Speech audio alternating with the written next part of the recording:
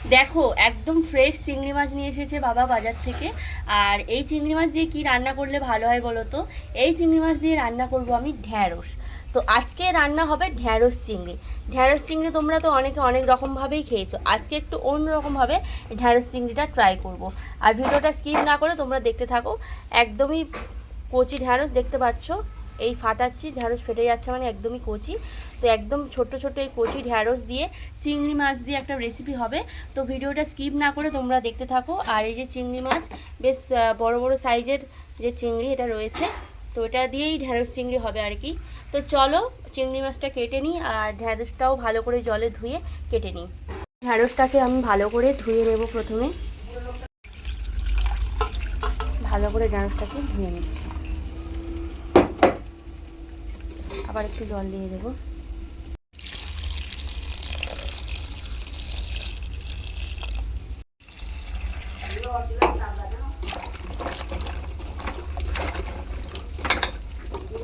পরিষ্কার করে ধুয়ে তারপর ঢ্যাঁড়সটা কাটলে ভালোই হয়, কারণ ঢ্যাঁড়স কাটার পর ধোয়া যায় না, হড়হড় টাইপের একটা ভাব থাকে, তো সেই জন্য ধুয়েই কাটতে হয়।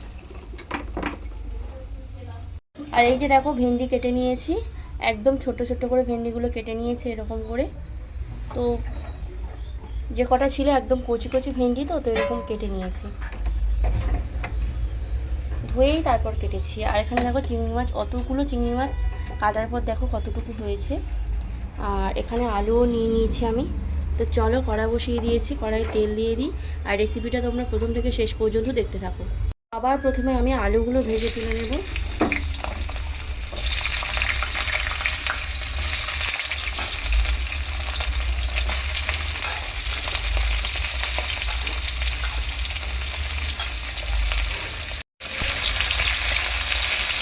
ভালো করে আলুটাকে ভেজে নেব।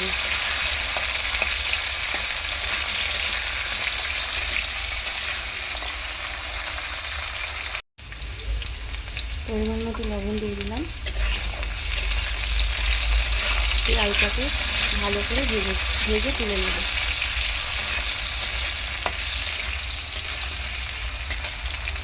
হলুদও দেবো।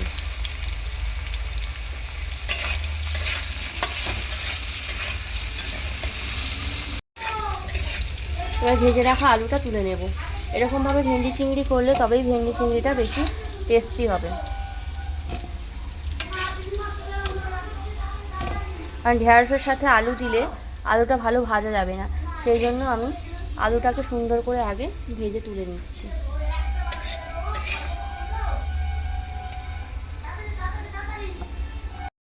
এরপর যে চিংড়ি মাছ সেটা দিয়ে দেবো।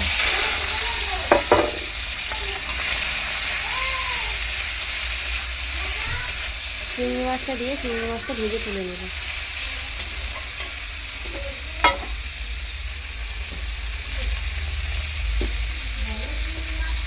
লবণ হলুদ দিয়ে চিংড়ি মাছটাকেও ভেজে নেব।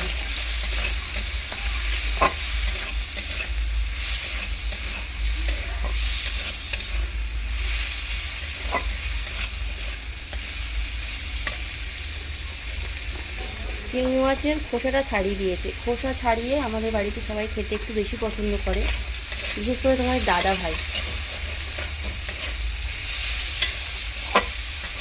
চিংড়ি মাছের খোসা ছাড়িয়ে দিলে ও খুব খুশি হয়। তো সেই জন্য মা আর কি চিংড়ি মাছের খোসাটা ছাড়িয়ে দিয়েছে। এরকম করে হালকা করে ভেজে আমি মাছটাকে তুলে নেব।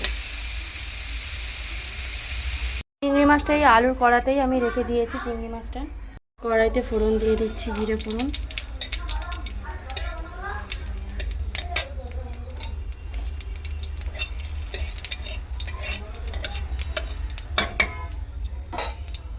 ঢ্যাঁড়স চিংড়ি তো তোমরা অনেকে অনেক রকমভাবেই রান্না করেছো, তো এরকমভাবে ঢ্যাঁড়স চিংড়ি একবার খেয়ে দেখো, ভীষণই ভালো লাগবে খেতে।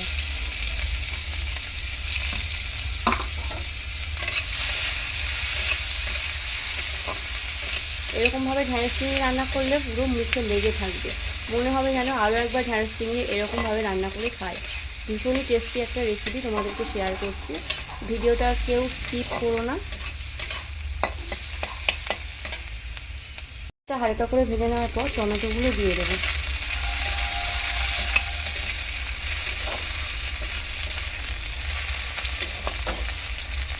মধ্যে একটুখানি জল অ্যাড করেছি যাতে মশলাটা খুব ভালোভাবে কষিয়ে নেওয়া যায়, খুব সুন্দরভাবে মশলাটা তৈরি করা যায় সেই জন্য।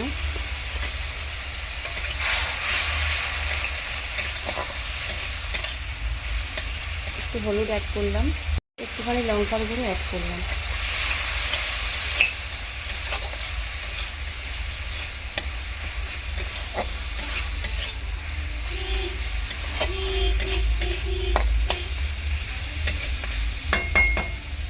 এখন এর মধ্যে দিয়ে দেব এই যে কেটে রাখা ঢেঁড়স।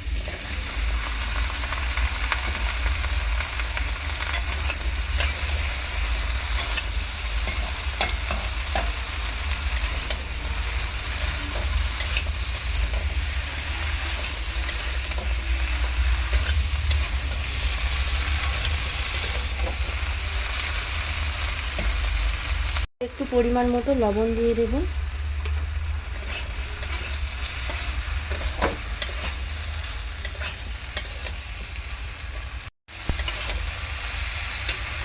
মশলার সাথে ভেন্ডিটাকে ভালো করে বা ঢেঁড়সটাকে ভালো করে এরকম কষিয়ে নেব।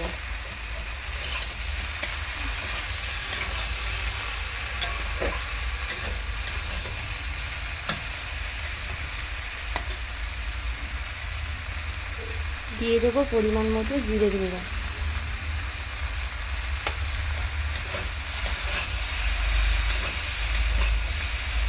এরপর আমি দিয়ে দেবো ভেজে রাখা আলু আর চিংড়ি মাছ।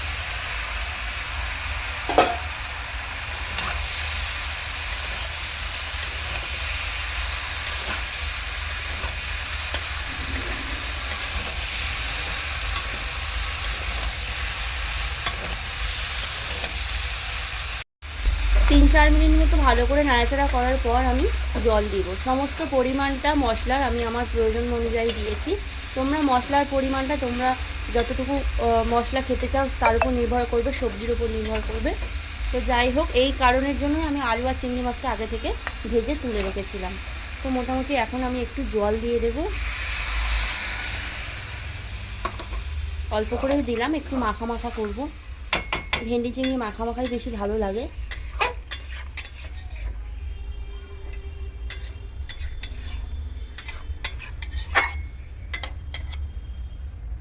ঢাকা দিয়ে দেব 4 মিনিটের জন্য।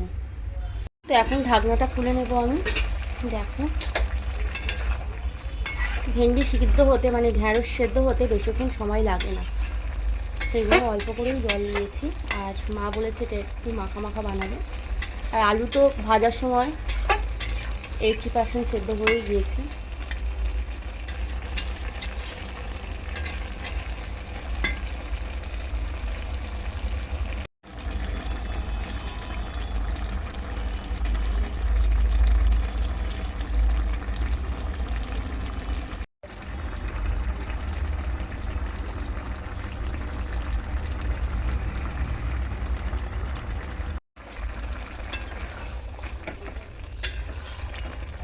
খুব সুন্দর গন্ধ বেরোচ্ছে। ভেন্ডি চিংড়ি এরকমভাবে একবার খেয়ে দেখো বন্ধুরা। তোমরা যারা ভেন্ডি খাও না, মানে ঢ্যাঁড়স যারা খাও না, তাদেরকে বলছি একবার চিংড়ি মাছ দিয়ে ঠিক এরকমভাবে রান্না করে দেখো, দারুণ লাগবে খেতে।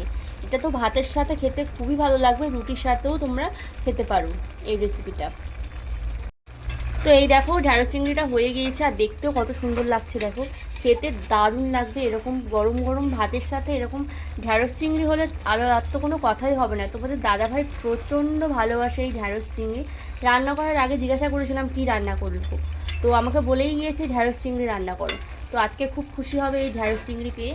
তো বাই দ্য ওয়ে, আমি প্রিয়াঙ্কা বালা। আশা করছি তোমরা সবাই ভালো আছো, আর তোমাদের আশীর্বাদ ও ভালোবাসায় আমিও খুব খুব ভালো আছি। তো আমার ভিডিওটা তোমাদের যদি ভালো লাগে লাইক অ্যান্ড শেয়ার করো, পাশে থাকা বেল আইকনটি প্রেস করে চ্যানেলটি সাবস্ক্রাইব করো। তো এখন নামিয়ে নিচ্ছি ঢ্যাঁড়স চিংড়ি।